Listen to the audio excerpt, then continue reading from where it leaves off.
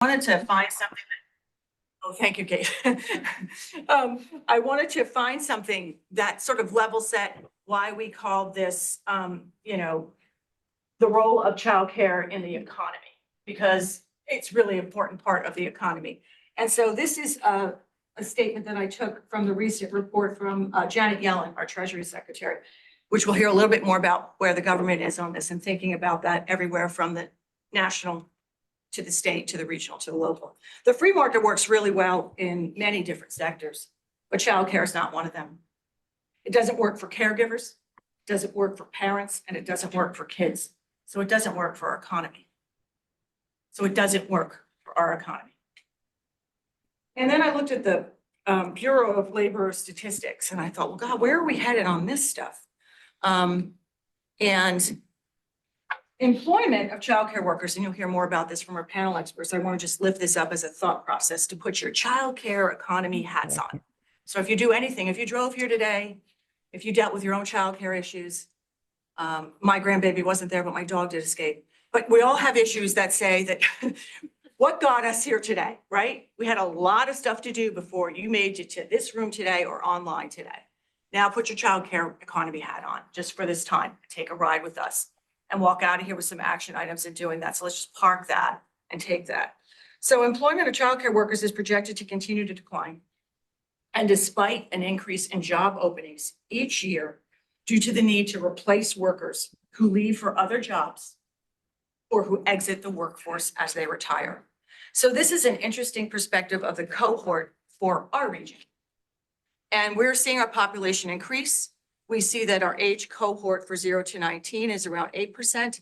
The middle cohort is around 14%, but we are experiencing a huge exit in the employers. So if we already have a gap for childcare workers, that gap is going to continue and increase as we move forward. And one of the interesting things that sort of a challenge that we think about is this population an opportunity or a challenge for childcare? Do we have opportunities for those that are exiting the workforce to participate? What are the needs that they need for wages, for opportunities to participate? Things that wouldn't erode against perhaps their benefits cliff or what they need, or how could they participate? Because we're going to have a huge amount of population that's in this area. And are we curating a relationship and a conversation with them? That's your childcare hat. Thinking about things when you see things today, what might be, what are the action items to think about?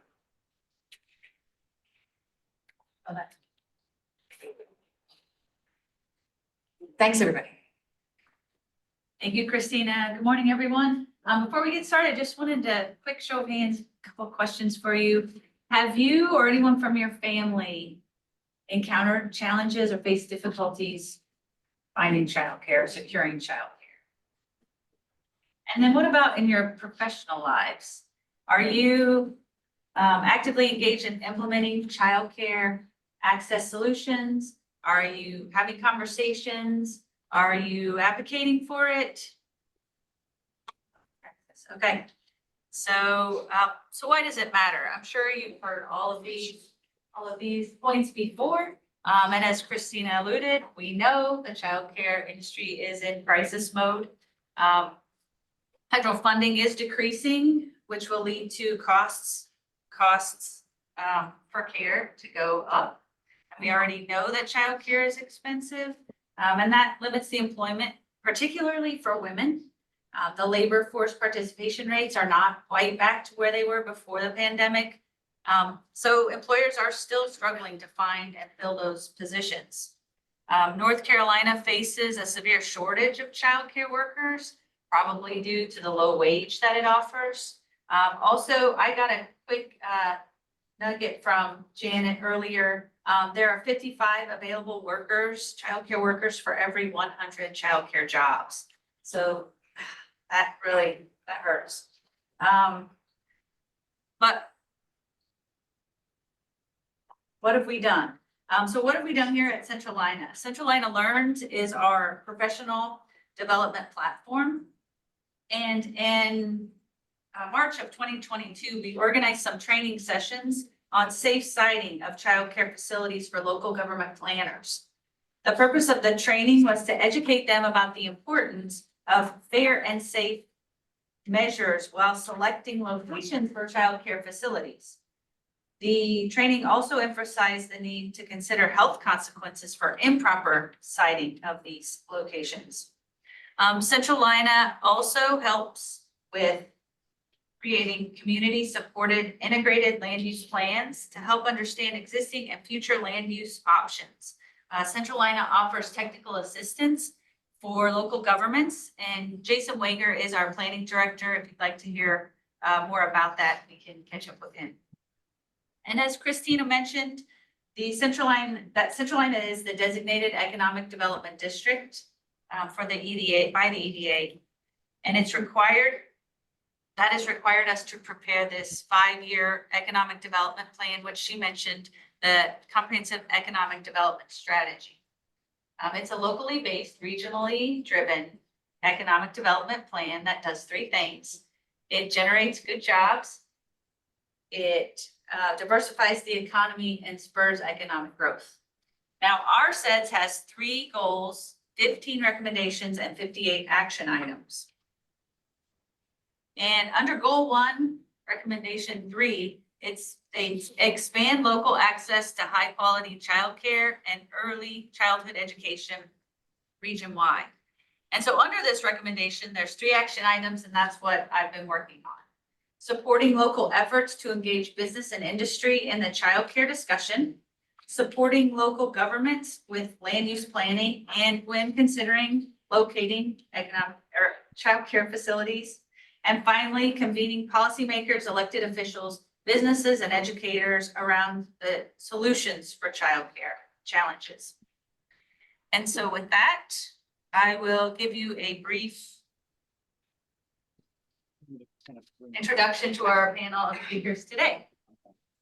Please welcome Erin Merchant, the Director of Policy and Programs at the U.S. Chamber of Commerce Foundation. With a focus on early childhood education, Erin leads efforts to educate policymakers, state and local chambers, and early education advocates on the vital role of business in shaping the workforce for today and tomorrow. Before his current role, Erin was the Assistant Director of Federal Policy at the National Association for the Education of Young Children, where he led engagement with Congress and advocated for early childhood workforce needs. Even though Erin works nationally, he currently lives in Charlotte with his wife and young sons. Next, I would like to introduce Janet Singerman, the President and CEO of Childcare Resources, Inc., which is headquartered right here in Charlotte. Janet has been at the helm of this organization since 1997 and steering its mission to support the needs of young children and their families and educators. Childcare Resources, Inc. operates as a private nonprofit childcare resource and referral organization across local, regional, state, and national levels. Janet's influence extends beyond Childcare Resources, Inc., as she serves as a co-leader of the NC Childcare Resources and Referrals Council, overseeing North Carolina's statewide system of these agencies. Moreover, she is deeply involved in various advisory committees and boards at both state and national levels, including Governor Cooper's Early Childhood Advisory Committee and the NC Pre-K Advisory Committee. And finally, please welcome Keena Thomas, a seasoned educator, trainer, and early childhood professional with an impressive 26 years of experience, currently serving as the corporate director of Novant Health Child Development Centers across 2 markets. Keena brings a wealth of knowledge and expertise to her role. Her journey in early childhood education began with Early Head Start and Childcare Resources, Inc., which provided a solid foundation for her subsequent roles. Keena has a bachelor's degree in childcare and family services and a master's degree in counseling with at least 18 hours in early childhood. Beyond her professional accomplishments, Keena is a proud mother and a recent grandmother. Her passion for early childhood education and commitment to nurturing young minds makes her a true asset to her field. So with that, I'll turn it over to Erin. And thank you. Good morning, everybody. See familiar faces, new faces. So excited to be here. I'm gonna be short, so we can have Janet and Tina talk about what's going on very specifically in the region. But both as was mentioned, I'm a recent North Carolinian, so sorry for being one of the people that's making traffic worse. But hopefully I can help make up for it a little bit by trying to help contribute to solving some of our childcare issues here in North Carolina. So I come as a policy director at the U.S. Chamber of Commerce Foundation, and also as the dad of a 3-year-old and an 8-month-old. Especially with the 8-month-old on the childcare squeeze, there are not a lot of infant spots available in Charlotte. So, but from the U.S. Chamber perspective, I have good news and bad news. So the good news is that North Carolina and this region of North Carolina is in good company, and these issues are everywhere, all across the country. That is also the bad news. So we're in sort of a national childcare crisis here. And I wanted to sort of level set from the perspective of the chamber, the ways in which the relationship between childcare and the broader business community has evolved in a relatively short amount of time. Pre-pandemic, still had to go to work, still had to find childcare. It was sort of considered like a youth problem. And then 2020, 2021, when we were like, oh, this is going to be like a 2 or 3 month pandemic. That was when you had people on Twitter, Shonda Rhimes was like, childcare providers should get $1 million a year. This is crazy. And everyone's kids were literally at home. They were on Zoom calls. And it was not an issue that you could ignore at all. So that was when, $50 billion in ARPA funds. Because people are by nature resilient, we have found a way to sort of piece together solutions, but it's unsustainable. And Janet Yellen's quote about the childcare economic system being different than the free economic system or the economic system of most businesses has only become more apparent and more prevalent. People thought movie theaters were dying, and now we've got 17 million superhero movies that people are selling out theaters to see, concerts, restaurants. All of these different industries were hurt by the pandemic but have bounced back, whereas childcare is not bouncing back. And employers, industries, economic development councils are noticing, and that is why we're taking a more proactive role in identifying not just what can we do to make sure that this business has enough workers that they can operate, but what do we do to make sure that the system and that the infrastructure of our economy recognizes childcare as an essential foundational piece to our success. And so it's sort of a Swiss cheese defense. Like, not every approach, not every intervention is going to solve the whole problem, but if you stack enough on top of each other, I don't know who came up with the term Swiss cheese defense, but it's one of my favorite analogies. So, but one of the things one of the things the Chamber Foundation identified sort of like mid to early pandemic was that there were several businesses who were in terms of like individual employers were suddenly like, oh, this is something that I need to be doing right now, not something I need to be planning for, probably something I should have been doing for a lot of years, but now it's right in the face. And so we do have this employer roadmap that kind of goes through quick wins. It's on the handout table, but it goes through quick wins like survey parents. It's the #1 step. A lot of people don't do that. Flexible scheduling, predictive scheduling when possible, and then some more complex but also a higher return on investment supports like childcare vouchers, subsidies, and then on-site care, which is usually where most employers start conversations when they call me. They're like, we can't do on-site care. It's fine. Most people can't. Let's talk about what the other options are. Where we are now is community investments. And so what we have found, and this is different, and this is why Janet Keenan's perspective is so important. This is going to be different in every city, in every state, in every region, what is best for the community.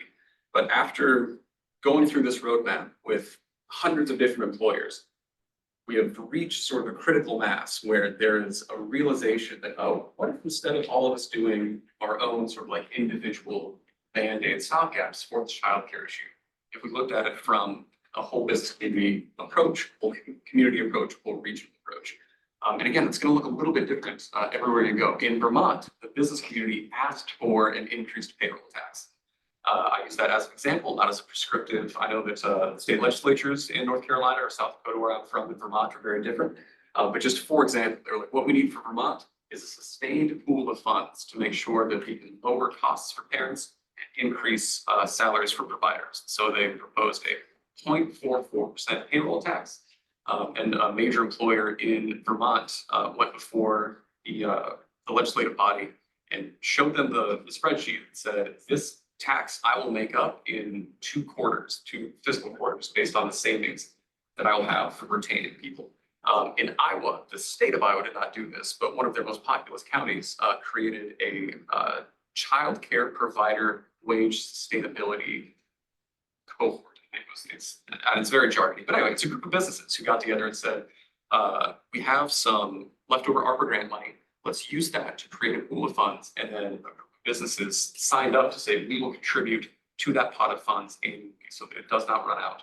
And so that we can increase within Johnson County, Iowa, increase the salaries of providers without needing to increase the tuition that parents are already paying. And so childcare it's a priority of the chamber. It is a priority of every employer that I've talked to. And so the point that we have reached is, like, it seems almost cute now that in 2017 we had a report that was like the business case for childcare. Here's why it's important. The businesses are aware of childcare. But we have, again, reached that sort of critical mass where it's not just, is it a problem or why is it a problem? It's not even what can I do about it, it's what can we do about it? And so if there's anything that the Chamber of Commerce Foundation or I can assist with the folks in the room, whether it's resources, whether it's connections, if we need more examples from sort of around the country, happy to be a resource. But again, the bad news is everybody's in a pickle with childcare. The good news is everybody's trying to do something about it. So I'm excited to hear from Janet and Tina about the specifics in the region and the progress that have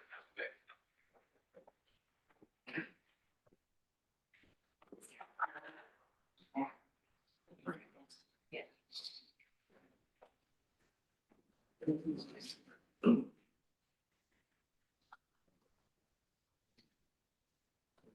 Well, good morning, everybody. I'm really happy to see many people in the room that I already know. I work with about 9 of the Smart Start EDs who are either in the room or on the phone and leading on opportunity, and Kina and Cindy, the community college systems here too. So I'm really happy to be here today, but to talk about childcare in the economic development context. And many of you already know what I'm going to share with you, because my job here is to paint the landscape. And we talk about the crisis. I guess I want to start with childcare has always been an woefully inadequately funded system. And we've cobbled together how to make that system work on the backs of families, on the backs of those who work in the field. And our field is disproportionately women and disproportionately people of color. And so you're going to hear me talk about crisis. You hear everyone talk about crisis. There has always been a childcare crisis. The crisis is that much more profound and unsustainable now. And so my job here is to make the landscape, and I hope I can do that by sharing these slides with you.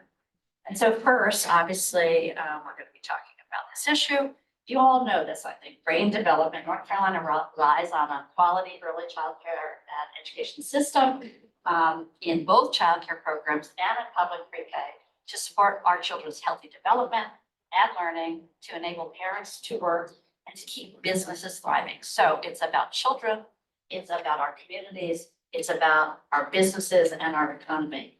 And yet our birth to 5 programs really truly are in a crisis, the likes of which is fairly unprecedented. I've been doing this work for 40 plus years now. It is worse than I ever remember. It's a problem that's been decades in the making, and it's obviously been exacerbated by the pandemic. North Carolina as a state, we have a lot to be proud of. We have a huge amount to be proud of. We have unprecedented state level investment in the Smart Start system. So, and we were one of the innovators in sort of advancing childcare from a fairly weak system to the stronger system that it has become because of our state's investment. We have a high quality network of services that support families and early educators that contribute to our state's economy. In many ways, our state for the past 20 years has really been the envy of the nation in terms of its childcare investment. But the needs of the system really can't be taken for granted. And the system needs continued investment in order to help families raise our North Carolina children and prosper. And so the availability of high quality early care and education is a major factor that has always contributed to bringing businesses from around the world and jobs to North Carolina. And so my job here, rather than just setting the stage, is to talk about the numbers. And if I can work this. It's not working. So, okay, we'll do that. There we go. So just to set the stage with the numbers, in terms of our child population, when we talk about children, we're talking about primarily children birth to 5, the preschool area. There's also a school age conversation. It's a little bit different, but we've got just over 165,000 children birth through 5. We've got just over 200,000 households with children under the age of 6 in which all parents present work. So the majority of our households with children under the age of 6 are headed by at least all parents present working, whether that's one parent, 2 parents, a mother, a father, etc. And we have just under 70,000 employed mothers with children under the age of 6. So that's about 65% of that population. So those data sets sort of show you that childcare is a real issue for our region. These are our regional numbers. When I talk about these numbers, I'm talking about the 9 counties that comprise this economic development district. At the same time, we have just over 1,000 childcare programs. We have about 80% of them are higher quality as defined by our state 4- and 5-star rated programs. We have just under 90,000 slots for children in childcare. So we have theoretically an excess supply of the number of spaces we have in childcare. Not all those spaces are currently operating. And we have a workforce of just under 8,500. Those are jobs in early care and education in our region. Whoops. I thought it would be useful to give you some sense of the costs. And I know folks understand childcare to be expensive, infant care more expensive than 4-year-old care. But when we look at costs, it's important to sort of understand regional context and the difference from county to county and across the region. And so you see, for infant care, you see a district average of just over $11,000, right? So that's our average. Does that sound right to the childcare folks in the room? Doesn't quite sound right, because if you work in one county or another county, your realities are very different. And so you see from a low in Anson County of $7,774 to a high for infant care in Mecklenburg County. Mecklenburg County always is the highest of $15,538. It's a big range, right? And in school age, you see the low is in Stanley County. We have Stanley County represented in the room. Stanley County, the low is $5,051, but in Mecklenburg County, and here it's not essentially it's the highest, $7,598. That's compressed because the schools are a major deliverer of school-age childcare. So it's a compressed rate too. But I just wanted to show you that we have huge range in each age group in terms of the cost of care in this district. So when you think about strategies and realities, think regionally, but think county specific as well. And just to give you a sense of this and the difference between childcare costs and what we accept as a reality for our childcare construct versus other costs. Important to note that that regional average for infant care was $11,000, but could be as high as more than $15,000. In-state tuition at colleges and universities, $7,354. So it's 36% more expensive to afford the cost of infant care than it is to go to a public college or university in North Carolina. And this is at a time when families and earnings in a family are, in the early years. So you haven't yet really accumulated the wage growth that you have, income growth, because you have young children and you're a younger person, you're early in your career stage. And yet, in terms of real dollars, as a percentage of household income, we expect families to absorb a higher cost for infants than we do later in their career when their kids are in college. There's something wrong. Affordability is really whacked in this kind of age group. There's a very professional term, whacked in this age group. But also, if you look at this in terms of the cost of average rent and this is a statewide average, not a regional average, because I couldn't find the regional average. Infant care is more expensive than rent. If you're in Mecklenburg County, it's a lot more expensive. Rent is more expensive, but infant care is also more expensive. So if you think about the proportionality of household expense, childcare is a greater number and percentage of household income. Then we're talking about college tuition, then we're talking about the cost of rent, and housing costs are a little bit different, mortgage costs are a little bit different. That gives you a sense of what we expect of young children, young young families with young children.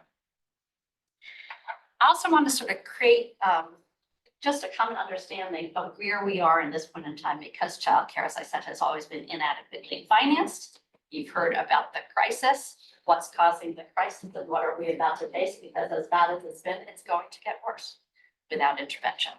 And so you see, during the pandemic, we have received in North Carolina $1.763 billion of federal funding, whether it was from CRRSA or COVID relief or the ARPA funds. The lion's share of that funding was within ARPA, and 500 million plus of it was through essentially the Child Care Development Fund, flexible funding that the state could use in a discretionary way, and 805 plus million was in stabilization grants. And these stabilization grants have propped up our industry from the onset of that. And the stabilization grants were enabling programs to do two things. One, offset their fixed operating costs and family costs, and the other was to boost the compensation of our inadequately financed childcare workforce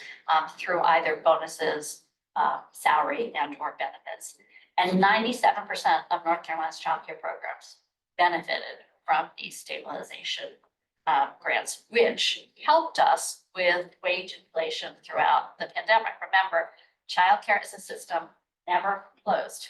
Schools closed, childcare as a system never closed. And yet we are competing with the wages and wage inflation across the market. Before the pandemic, our wages in Mecklenburg County, for example, were about $12 an hour, with stabilization grants, $14 to $15 an hour. All this funding was supposed to end in December. There was state budget authority to extend stabilization grants using some of that first pot of leftover monies, that 500 million plus, to extend compensation grants through June, but they will end in June. So that cliff, we're in a crisis, the cliff we've not yet fully reached. And just to give you a sense of what those monies meant to this district, 216 million plus, and this isn't a final number, but 216 million plus flowed into this district to keep the industry going, to keep our staffing afloat and our operations afloat in childcare programs. That money is ending. So I also wanted to give you a sense of how did we fare, because when the pandemic started, we were really quite concerned that at the end we'd lose the huge number of programs, right? Because the costs were rising of childcare program operations, and enrollment was less, right? As families were struggling with employment and different kinds of choices were made and public health concerns, et cetera. So we were really worried that we'd lose a lot of childcare programs. And if we lost those programs, the economics of childcare are not so great, and those programs wouldn't be reopened. But we did pretty well with the stabilization grant strategy and all of what North Carolina Division of Child Development and Early Education did to help programs survive the pandemic. And so in terms of our programs, only about a 2% decline. In terms of our spaces, so we talk about a 2% decline in programs. Programs is not the real measure. Spaces is the real measure. And so we have an increase in the number of spaces. Smaller programs are being replaced by larger programs. The impact is disproportionately family childcare, and that's a real equity issue that we want to get into at some point in time, probably not here, but disproportionate impact on family childcare homes. And our child enrollment into childcare post-pandemic still has not recovered. So we're still about 5% down in terms of child enrollment in our childcare programs for lots of reasons, which we can talk about later. But we also compared fairly favorably with the state. So that's something to note too. All the strategies that everyone in this room and beyond this room implemented helped us. So we're doing better than the state average in terms of loss of programs. We're doing better than the state average in terms of available spaces, if those spaces are open. And we have a staffing crisis that keeps some of those spaces not available. And we're doing equal to the lagging indicator of all of this is child. So here's what's happening. And everybody, all my Smart Start colleagues have seen this slide over and over and over again. But I will say our typical funding in North Carolina, this is a Division of Child Development slide, is about 400 million. This slide is the 1.3 billion that is stabilization grants. It's really not the 1.7 billion. That is all of the pandemic related funding.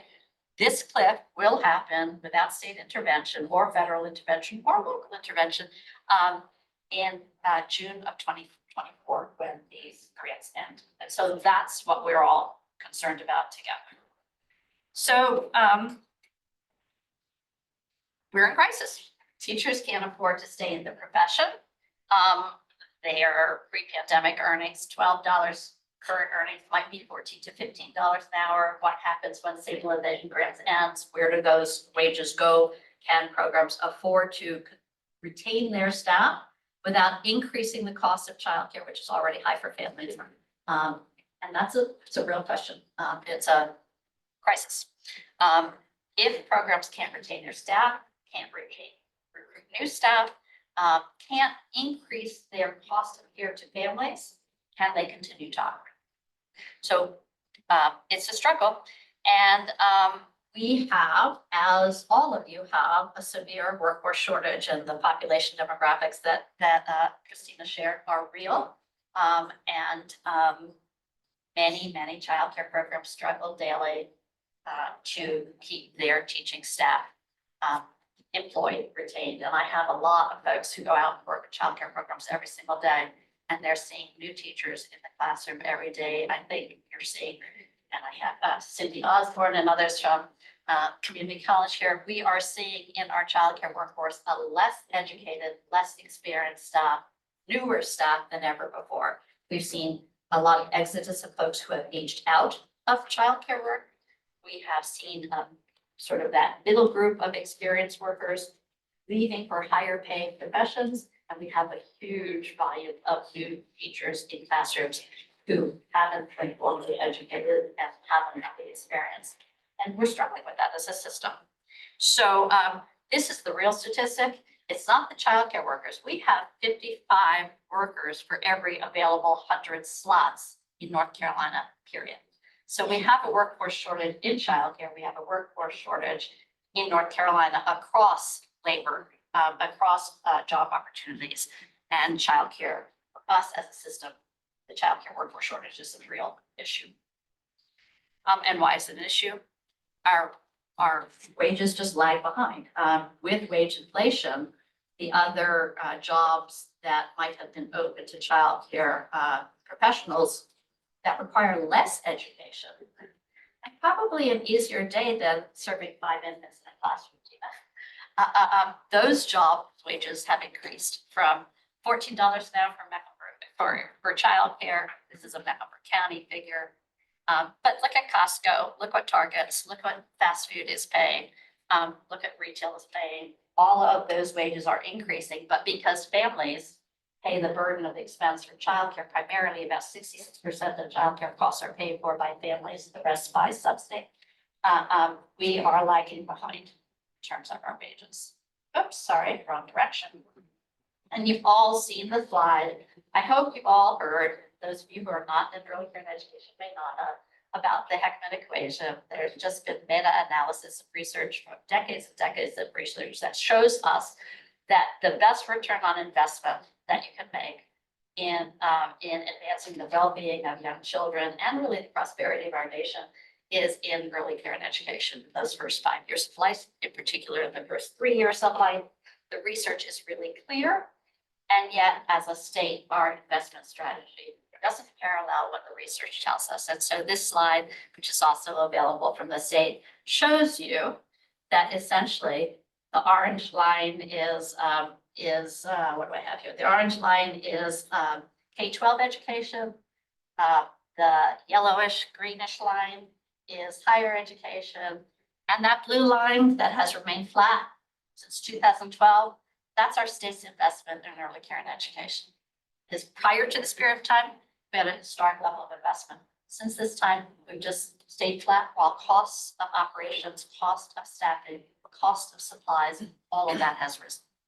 All of that creates the question, why are we sort of flouting what the research tells us, what good public policy tells us in terms of return on investment in terms of our state's level of investment. And so recently, the Chamber of Commerce in spring of 2023 did a survey to sort of learn about the state's perspectives, individual perspectives, family perspectives, business perspectives about early care and education. And of those, they surveyed with parents under the age of 5, look what folks said. What they said was they're really leaving the workforce because of the cost of childcare. They've missed work, they've refused job opportunities and advancement, and they haven't pursued job training because of childcare kinds of impediments.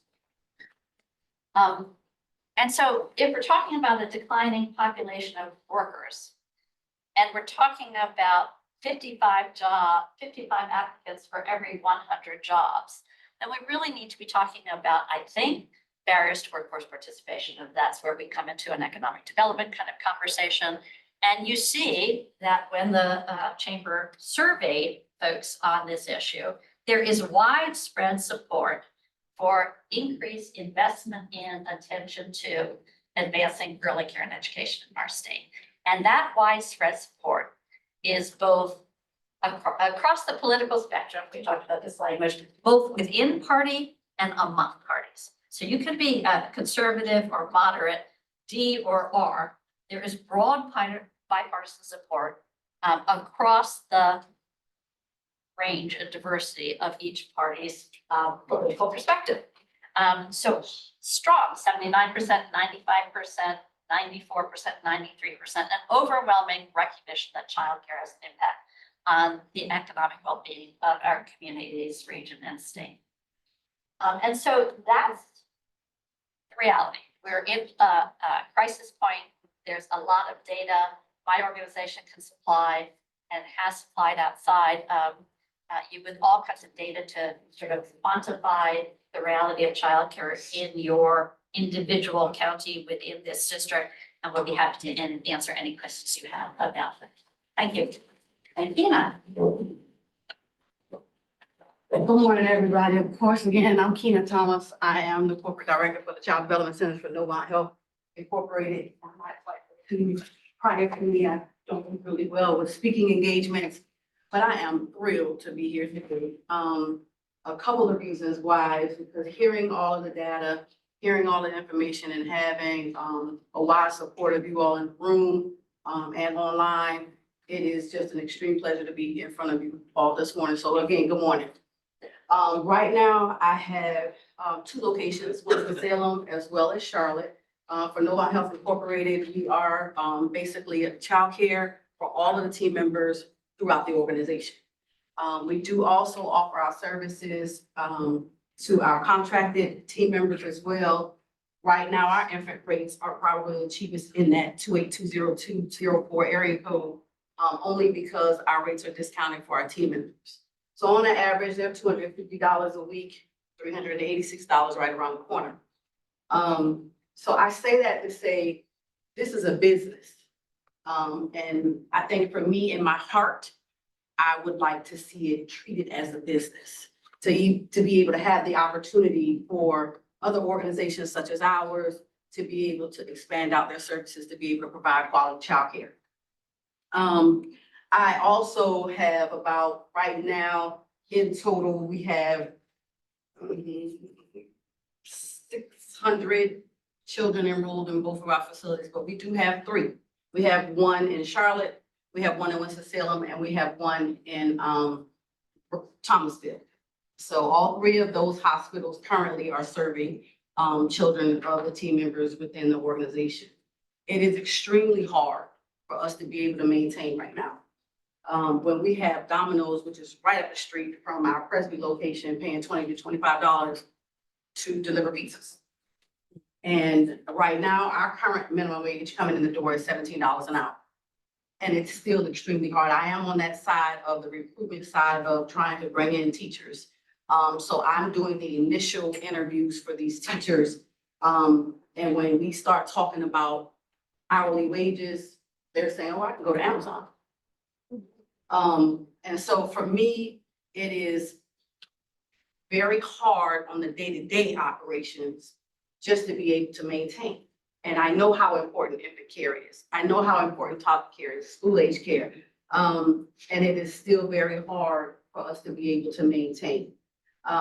We want to come out to the community colleges, to the four-year institutions as well, to be able to get some of those teachers to come in. But in order to do that, the money has to be there to be able to continuously provide quality care. And I think that that's the biggest thing for us right now is just making sure that we are doing this. As you all heard in my bio, I have a granddaughter that was born in November. She actually started in childcare today in my location in Charlotte. And just for her alone, I know what we're dealing with right now. We actually can hold 40 infants in one of my locations. Right now, we're in probably about 25, 30. So that tells you right there, we're minus 10 slots. Not that we don't have the space. We don't have the teachers. We need the teachers. We need the support to be able to provide and stimulate not only day-to-day, but out there in the workforce. We have single moms, single dads. We have two-parent households that still can't maintain childcare. It is expensive. But it is also, for me, I tell people all the time, it starts with us. How can we have doctors, nurses, et cetera? We can't even do colors and ag. So I'm saying from me personally, and I had a whole list of things that I was gonna say. But after listening to Aaron and Janet, I just said, I'm just gonna go off what I know. Just the overall operations of day-to-day, we can provide technical assistance all day. We can come in as trainers, provide this information, give this training, but we need the money. Stabilization grants that Janet talked about, I can strongly speak to those. They helped us out tremendously. Our locations didn't close at all during the pandemic, but our numbers were extremely low as well, but we kept operating. I tried to employ and keep as many teachers as we possibly could throughout this entire time frame. If they left on their own. But they're going out and seeking more hourly wages to be able to sustain their own households. So the stabilization grants that are ending in June, gonna be a huge hit. Because we were in a situation where we were able to provide more money, give more opportunities to our teachers. We were able to help some of those go out there that didn't have credentials coming through the door with just a high school education. We were able to send them to school to get credentials. Our organization alone was able to sustain, but also help out at the same time to be able to get these teachers to be able to stay and maintain with our child development centers. Everybody wasn't able to do it. So we had practices, we had centers, we had family to child care, community homes, everything closing, but we were able to stay open and maintain. But that it wouldn't have happened without the stabilization grant. Our organization was in a situation where they were very supportive because we also provide that care for those team members. So be able to have that for our team members to go in, for the doctors to be able to prepare for surgery, for nurses to be bedside. We were able to still be there for them. And for them, they were in a situation where they could go out and do what they needed to do without being afraid of not having childcare the next day. So I say to you all, and I hope everybody that's on the line, everybody that's in the room, knowing that childcare is a business and it can't operate without the funding. And so for that, I say thank you to everybody that's in the room.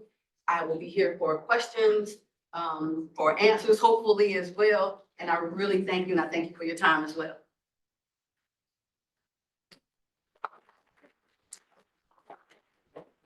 All right, I'm gonna change it up a little bit because of the dynamics in the room, okay? So come on up. We're gonna catch up on time. For those of you who are online, we're gonna go into a panel conversation and I'm gonna switch it up. Kate is going to monitor the questions that come in from online. If you are, able to put it in the chat, that would be great. If there's an opportunity to raise your hand or unmute and ask the question, that will work as well. And I think we're gonna do this a bit differently than a tabletop exercise because you all are, except for Tony. Huh? Do you want me to write? Yeah, except for Tony, work in the field of childcare. And this was about what are we going to do to get those that aren't in the field of childcare to be actionable. Tony, you're a big spotlight on you. Thank you for being here tonight. Thank you for being here. Yeah, Tony. thank And you Tony so is one of our incredible board of members. So what we're going to do is come up with action items that we as Centralina, with the powers of our board and the local government units that represent that, use this as a testimonial to give them action items from you all as to what is needed. Because you're all in the room and they're not. So we can have a conversation about what that might look like, but how do we tell the story to our board and to local government units? How do you get more money for Stanley County College? How do you all explain to local government leaders that childcare is a business? So I'm gonna have you guys help me come up with action items that make sense based on who's the audience. And we will curate those responses and share them out. And then we will test them with our board and our local government units to see how they resonate. So that we have takeaways and testimonials that talk about this. And we, of course, are filming this and we'll have this available. We'll take the video, we will put it together with the responses. But I really think we need to come up together with action solutions. So we're gonna combine the tabletop and we're gonna combine the panel into action solutions that you think would help you get this message across. So the two questions that we have. So the first question that we wanted to ask, and we'll put it this way, small businesses are local community solutions. What has our panel seen or suggest for a business model or a local government model to prove effective in telling the story about childcare and the workforce? So if you have a best practice or just even a slogan or a data source or something like childcare is a business. Childcare doesn't work in the economy. We are in a crisis and funding is going away and wages are stagnating and decreasing. So let's talk about the small business solutions. If you were, what can we do as an action item to a small business owner when we talk with them? How can Centralina and our delegates work in their communities to get the message to a small business? And then how could they, as a local government leader, come up with a community-driven solution? And that may be related to citing childcare, putting it in their plan, talking about it at a council meeting, surveying their community. So I'll start with you. So in a couple other regions, I've seen sort of two different questions be asked. The answers to those questions are different depending on the audience or the region. But the first question is, where is the first time in an economic development process that someone asks about childcare? And when I say someone, I mean, it could be on a form, it could be, but how far along the process is it when you are looking to either commercially develop an area, or whether you're talking about housing, whether you're talking about expanding a business? When does the question of childcare come up? And then when should it come up? The answer is as soon as possible, right? But that is not oftentimes the case. And so making sure that childcare as a concept, as a requirement, and as something that is being paid specific and having an intentional conversation around making sure that childcare is brought up as early as possible in the process is sort of question and answer one. And I don't know what the process is in North Carolina or Centralina to start that. So that's an area that I'm. We could build on that, but it would be excited part to learn of about, the yeah. zoning, the comprehensive plan, the Yes. strategic plan, a checklist box for a developer, Yep. those kind of things. And the second quick question is, what are some, and not regulations, we'll what are some barriers of entry that can be removed specifically for childcare providers? In it was Santa Rosa County in California. They looked at the permit to apply for a business or the application for any business, I think was like $1,800, something like that. So that's like if you were going to open a childcare center, if you're going to open a lemonade stand, or if you're going to open, like a new restaurant or something. And there's basically an entry fee of $1,800 just to apply. And you might get denied. And so their city council said that if you are a registered childcare provider looking to either open a new or open an original or expand your childcare provider business, that fee was waived.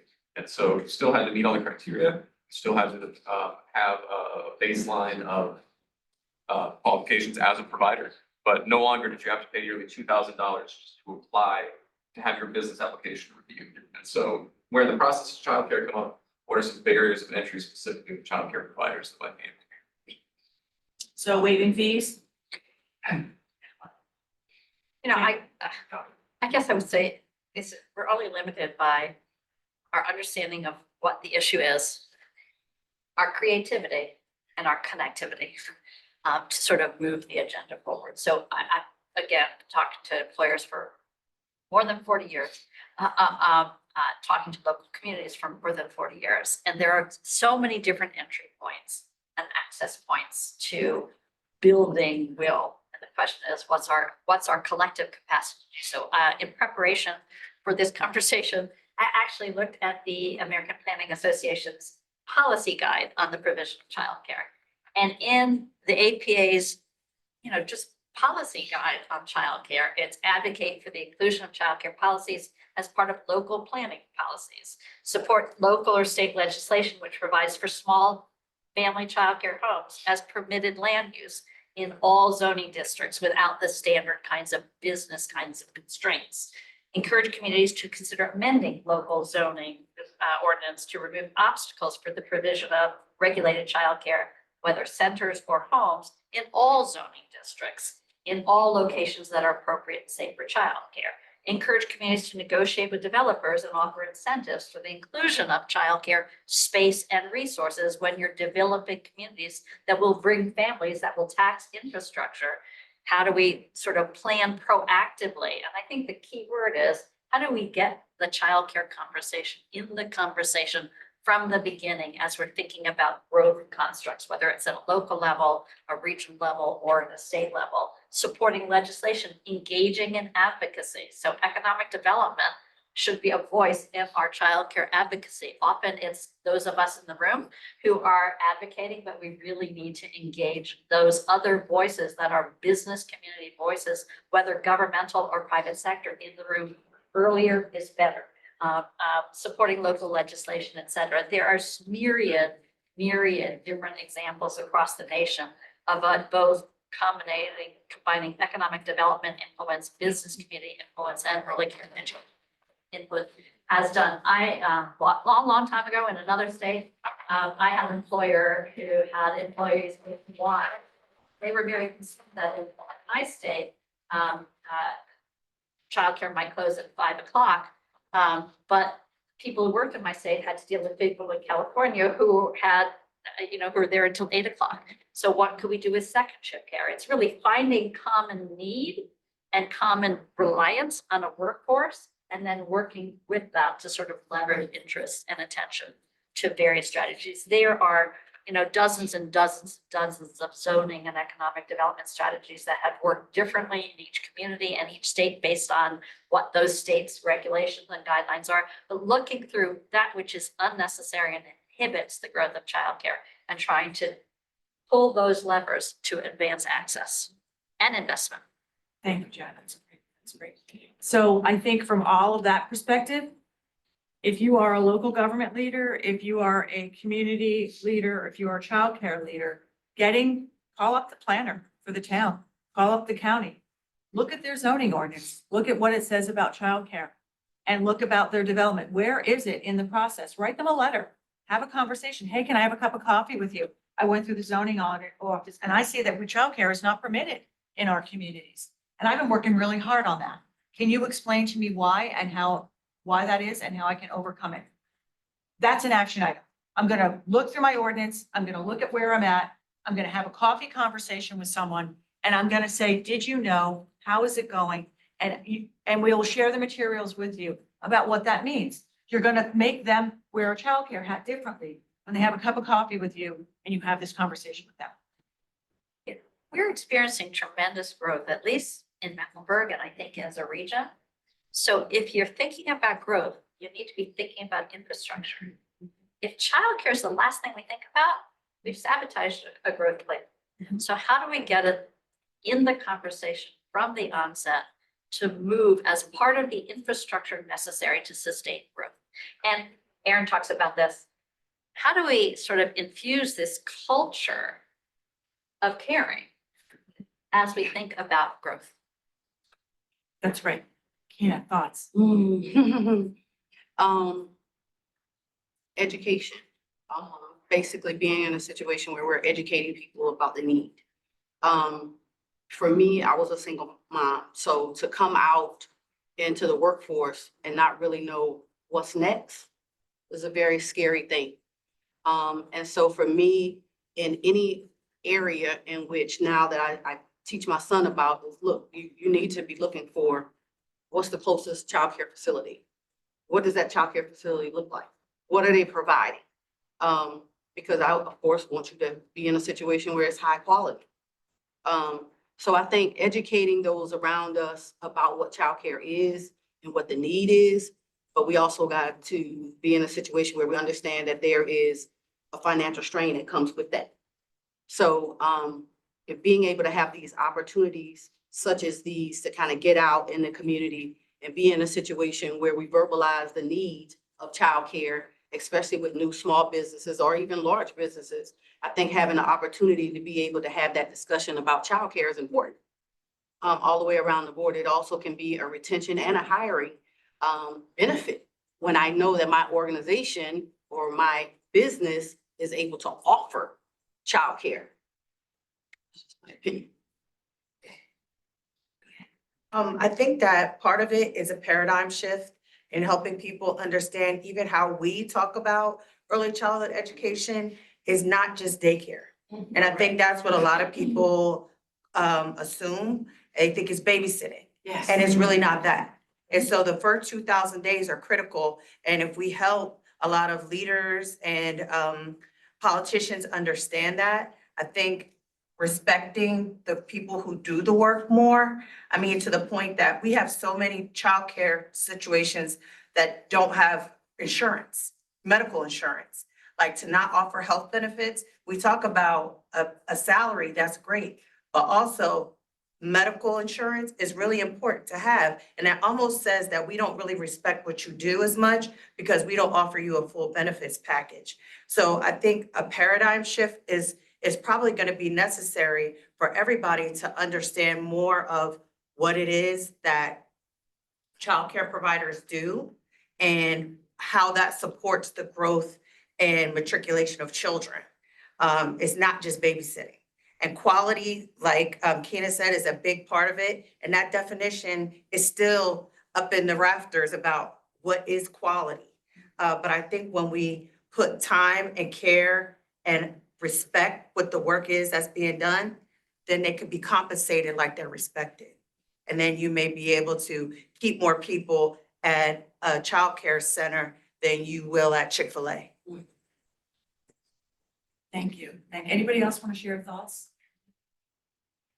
I think that's really right, a paradigm shift. So how we talk about it, when we talk about it in the conversation, and how we operationalize it locally against obstacles and barriers, and how we educate others about it. And that's important. I wanted to piggyback on some of that about starting early, because we know that our current legislation has given, trying to bring other companies to the state of North Carolina, and there's all this zero tax. And childcare has not been part of that conversation. And I know in Stanley County, we've got brand new housing developments blossoming in the western side of the county. There's no childcare in the western side of our county. There's 4 centers and all these brand new homes are being built. Where are these families gonna go? So, And there's plenty of precedent, and, you know, every state's rules and regs vary, but there is plenty of precedent around the inclusion of childcare space allocations and incentives for developers as we're thinking about land use. Yeah. So early on. Community benefits agreements. So community benefits agreements are agreements that we make with developers under state law in North Carolina that allows them to put the sidewalks in, extend the infrastructure, put a new traffic light out, put a turning lane in. Maybe they have to enhance the bus stop on their area. We could add childcare to that conversation as a community benefit agreement and have that conversation. And that's all, I mean, I agree with everything that's been said, but the bottom line is you can build it, but that doesn't mean that the workers are gonna come. And if you don't have the workers, doesn't matter if you've got the prettiest building in Locust. I mean, we had a daycare in Norwood that just shut down and wasn't because they didn't have children, it was because they didn't have workers. And now we don't have any childcare in the southern end of our county. And it's because there were not the workers, and many of the workers get education, get their education, guess where they go? You hear that, I hear that almost every time I get on a phone call with our childcare directors and owners. We're losing all of our staff to the school system. Well, they can't compete with the largest employer in Stanley County. They can't compete with their medical, their benefits, their retirement. I mean, I can't compete with it. I lost the staff to the county. I mean, it's just, and people have free will. And they're like, can tell them not to hire our people. I can't tell someone not to hire someone. I mean, people have free will. I mean, I don't know what to tell you, but And Tammy, there are examples, not as many as I'd like, but there are examples where bands of particularly small employers have worked together to leverage political attention for wage enhancements. Now, that seems like we've had a wage enhancement with ARPA, right? But there is some strategy, limited in its success, but to talk about if you're a small employer, how do you leverage a larger voice by working together with other small employers and saying, this is the reality. We're dependent on workers. Our workers are leaving for higher salaries. We need a better wage scale or, you know, a recognition of the professionalism of the work and leveraging public policy attention. I mean, it's not as successful as I'd like, but there is strategy that's been adopted by small business and big business alike. And so that's why I'm so happy that you invited us here today, because recognizing childcare as an economic development issue, as a business community issue, as really a, you know, a continued economic recovery of our state issue is critically important. And it's hard work, Tammy, because I know, you know, dollars are limited in You don't have as small and many big counties. teachers coming out of your four-year universities. So then the school system doesn't have the pool, you know, they used to could go to a you know, recruitment event at Appalachian or somewhere and come back with 30 teachers. You can't do that now. So then they're pulling from our teachers because they've got to fill their places, their slots too. We're one of the larger, of course, organizations, and we offer benefits, full benefits. But I mean, if still, Novant's struggling, then just imagine what these little it's mom and challenging. pop shops are Just to doing. get the teachers, it's a challenge. It's also reframing this whole endeavor. Childcare is a public good. How do we invest in a public good? We invest in our roads, we invest in transportation, we invest in hospitals, we invest in higher education. We don't recognize childcare or invest in it as the public good that it is. And I think the language has got to change. Well, and going back to the paradigm shift, at the Chamber Foundation, we often reference the childcare is essential to the workforce of today and the workforce of tomorrow, because we've gotta get to work. But also, you know, the children who are being educated, quality childcare providers are going to be filling jobs in the next 10 years, 15 years, 20 years. And it's a nice term of phrase, but I think it needs to go deeper. And I think that we're seeing that, you know, childcare lays the foundation for all future for those kids, but it's also just the foundation for any sort of economic progress or development. And that's not quite as, could be as workforce of day workforce of tomorrow, but it's true because we've seen time and time again, whether it's at manufacturing plants in Indiana or, the Black South Dakota, which is very tourism based. But if you think about childcare last, then all of the investments that you made are not going to have the fruition that you had planned on, because like you said, you can have the nicest childcare center. There aren't teachers, then there's no one who can work there. And so I think that the business community can play a role in that reframing in the sense that, whether it's, the president of North Carolina Chamber has been very vocal about childcare. And I think that the next step now, and I kind of touched on this earlier, but so the sort of first step was like childcare support, or like we need to be talking about childcare. Now everybody is. So I think that myself included, pushing our business leaders, whether it's chambers, CEOs, et cetera, to talk about not just that we need childcare so that people can get to work, but we need childcare because I think the Census Bureau said that it's 80% of kids who are born in an area will live within 100 miles of that area, and 60% will live within 10 miles. And so it is in a very literal sense. If you're expanding your business, if you want to grow your business, you want to grow your town, you need to make sure that you have quality childcare because those are the kids that you will be depending on in, not that long. I used to think that 20 years is a long time. Now I have a 3-year-old. I'm like, okay, I only have 15 more years of him underneath our roof.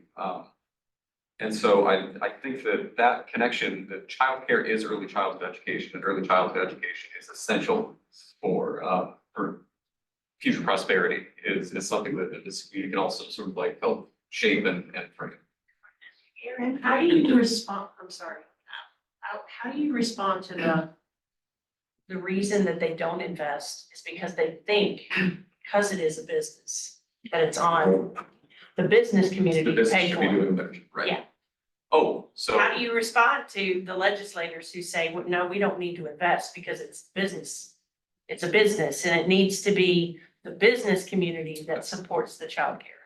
So this is a great question. It's also not an easy answer, but it is just it gets to that childcare is not a business like all the other businesses, right? And so if we were in a situation where, like in DC, so many people take the metro to work that DC will not function if the metro doesn't function, right? Like the metro has done great in the last few years, but it's back on the upswing.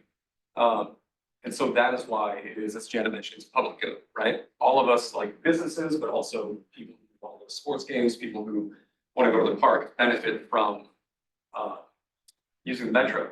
And so even if you don't have kids, like in the span of 3.5 years, I went from being the guy that was like, oh, you gotta leave early to pick up the kids. Yeah, I'll stay, don't worry about it. To being like, I'm so sorry, I have to go pick up the kids. And so it really is beneficial to everyone that we have childcare that meets everyone's needs. And so I think that the literal language that we use is very important because if you say public good, if you say community benefit, like then, I keep saying that I grew up in South Dakota because I want to use that as an example of arguments that I've run into without making the references to North Dakota or North Carolina where I haven't lived as long. But people are like, oh, it's communism. That's social, you know what I mean? It's like, and so the wording is very important. And so that's something that we have to work with folks in terms of like the literal, like, how do we talk about this with folks who have very specific sort of political and cultural beliefs. But just to put a bow on it, like looking at childcare as something that everybody benefits from. And so it's not any one entity's singular responsibility to fund it on parents, not businesses. Yeah, so my question to you is, I work with a lot of corporate partners in Anson and Union counties, and all of them, just like our daycare providers, are struggling to recruit and to retain employees as well. As we know, women are stepping back in the, going back home instead because daycare is so expensive. I've even thought about it myself too. What would you guys tell these employers of how they can help support these initiatives and actually help themselves as well with the hiring and retaining? So my answer will be a little bit higher level, but I think that Janet can probably have like some more regionally specific suggestions. But I think that the two things that a corporation can do immediately are hold their employees, and different corporations have different mechanisms for that, sometimes it's HR, sometimes it's, but provide a space where employees feel comfortable being candid about how childcare factors into their productivity. And that information is invaluable in the sense that I've seen people nearly break ground on a childcare center. And then somebody else asks the employees, or an employee or else asks other people, you know, it's like, it's really honestly being able to just start at 9:30 instead of 9 would make a huge difference. I don't even really want to, you know, bring my kids to work, I'd rather they be closer to home. So knowing how childcare interacts with your employee's day and the things that they value most. And so that can help shape your next steps. So maybe it's a stipend, maybe it's flexible hours, maybe it's on-site. And the second thing is just using the sway and social cachet that those businesses do have. They don't necessarily need to have the answer, but just, you know, a major employer or, you know, an HQ or something like that, just asking aloud, what do we do about childcare in North Carolina? It gets the ball rolling faster than, you know, I mean, I represent the business community, but I also have early childhood education in my title. And so sometimes I'll go to like the Hill or something like that. And we're like, of course, like, you're like a childcare guy. Of course you think childcare is important. It's like, cool. But like also the CEO of the US Chamber thinks it's important. Or like also the CEO of like Dell or Impact. And so that gets some non-traditional ears listening. And so sort of at the micro, survey your employees, at the macro, like take up some dirt about childcare. You know, nationwide, we've got 2 million fewer able-bodied workers than jobs, right? So even if every single person who could work was working, it'd still be 2 million people short to fill all the jobs. So this isn't something that's just gonna sort of like fix itself. Show and tell. This is a report called Shareholders in the Future. This was done in 1988. And what happened? There was an employer who was concerned about this. I talked to people who were talking. One coast was concerned about the other coast was concerned about why his workers weren't available to him. We got him to chair a statewide task force of CEOs of large and small businesses to sort of talk about childcare. Never had been done before. They leveraged the governor's investment in a very different way than we as an advocate organization could leverage the governor's investment. And so we had a whole statewide task force on childcare that had the governor's ears. But what was also interesting is many of the CEOs of large and small businesses who sat on that task force had never heard there was a childcare problem. Why had they not heard there was a childcare problem? Because their employees didn't feel like they had permission to even share what their childcare concerns were. One by one, as those employers began to ask in their own workforce about childcare, and some of those workforces began to do needs assessment to say, what are the issues? What happened? Childcare became the number one problem that they heard about because there was license and permission to share that there was a concern and a barrier. And that led to change. So I think what I want to say is all begins with understanding and giving permission for this concern to be voiced in an environment, then to learn more about what the concerns are. I did this in 1990, which was a toolkit, an early toolkit about a huge array of ways in which employers can respond to their employees' concerns, ranging from something as simple, not so simple as a needs assessment, to information sessions, to flexible work schedules, to flexible benefits, to flexible dependent care spending plans, to consortium-based childcare, to employee discounts. I mean, you name it, there are employer-supported childcare strategies, big and small. But starting with creating permission to hear the issue and then learning about the specific concerns. A small employer can't do the same thing as a large employer in many instances, but there are some instances in which they can, and they can band together. So I think there's a lot of literature now. This was early literature. The North Carolina Early Childhood Foundation has a friendly family. Do I have that right? Here it is. family-forward workplaces that has a much more current version of options in employer-supported childcare. But it begins with creating the opportunity to hear and giving permission for folks to share, and then creating capacity, sometimes within HR offices, sometimes depends on the structure. Not everyone has an HR office, to sort of think through what are the problems and what might responsive strategy be. And honestly, we're limited by our own creative capacity and the ability to compel action, right? So it starts with the conversation. One by one in all those employers, and we had a poultry farmers, had a wide array of different kinds of employers, big and small business, different kinds of industries. One by one, as their employees heard that they were involved in something with regard to childcare, and as they wanted to understand better what this issue was, voice. I just have one word. Caring. Caring. Being in a situation where you have the opportunity to work with large or small corporations, businesses, that somebody that's there cares about early childhood development. I don't like the word big care, but for me, it is child development. It's about the whole child. So we also have to care about their parents in order to speak or have those conversations. Caring. Thank you. I'm gonna leave it on that. We're at time. And we're gonna write all of this up. Okay? But if you could leave with one action item that you're going to do, could you share it out with us real quickly about what that might be? Whether it be coffee or do research or follow up or have a conversation. I'd like to hear some of those. Does anyone want to raise their hand and go?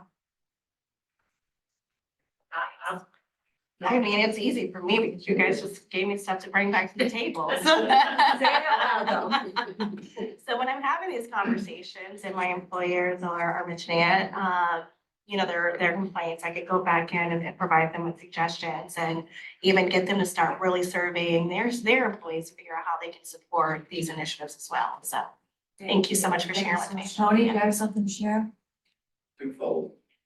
First of all, thank you for being here because I came to learn more. I don't have children, but I teach. And I'm a politician, so I'm always figuring out what can I do better. So thank you for that. But I was involved in a vote in the last 12 months where someone came into our community, wanted to put in a child care facility, and my peers said, we don't want that shown as entry into the town. So I'm guilty, and I've got a lot of work to do. Thank you for Thank you. being so honest with that. We'll help you with that conversation. Okay, that's our job. Anybody else?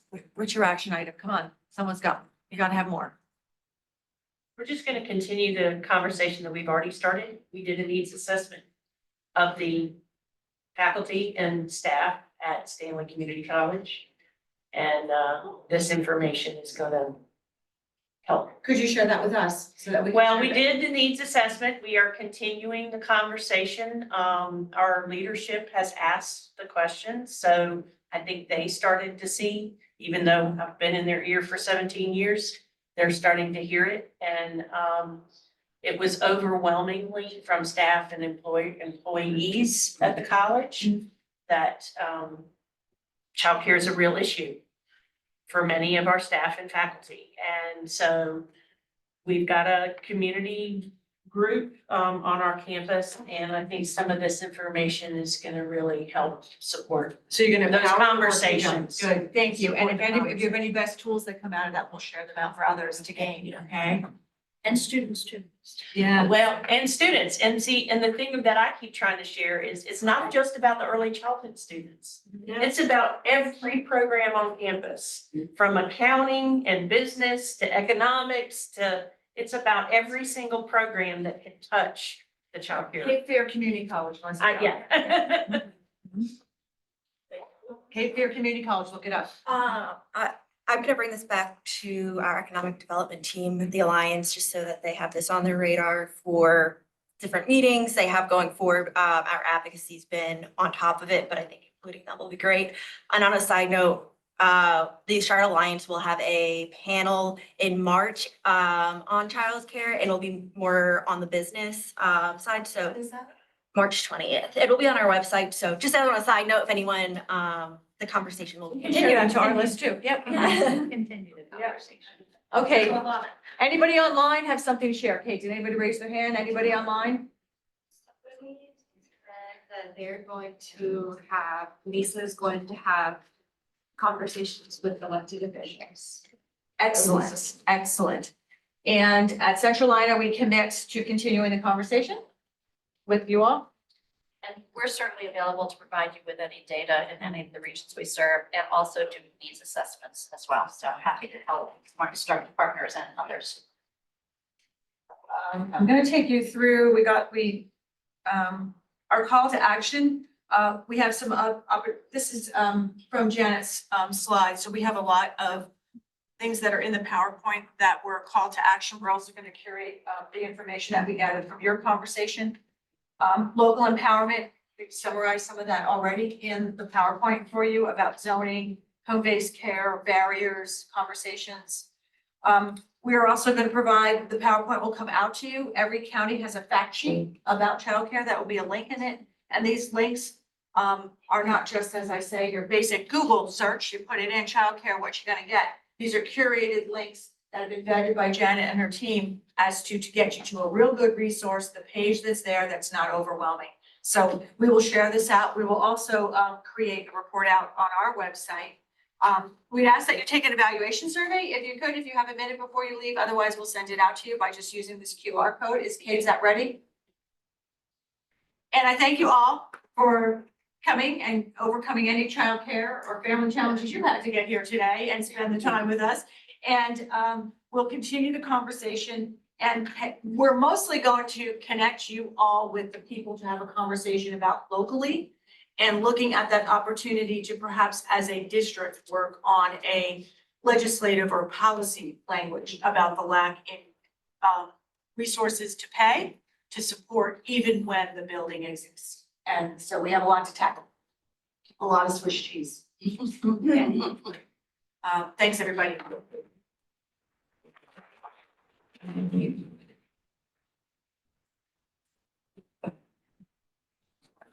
Here in Midhill. My kids go to daycare in Midhill. Oh, really? Yeah, they go to Sunshine House. Oh, yeah. 3 days in a row, Janet, I With the cost of. Yes. Figure we do the housing, the interest rates now, so we're still. Great job as always. Yeah, I always look when you're on your staff. No, you do. I need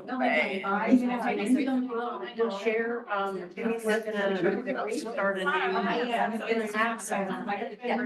I work with so many. So we go. Take care. Thanks for coming. Yes, we can be on couch. Hey, Pat, for anything else? Wow.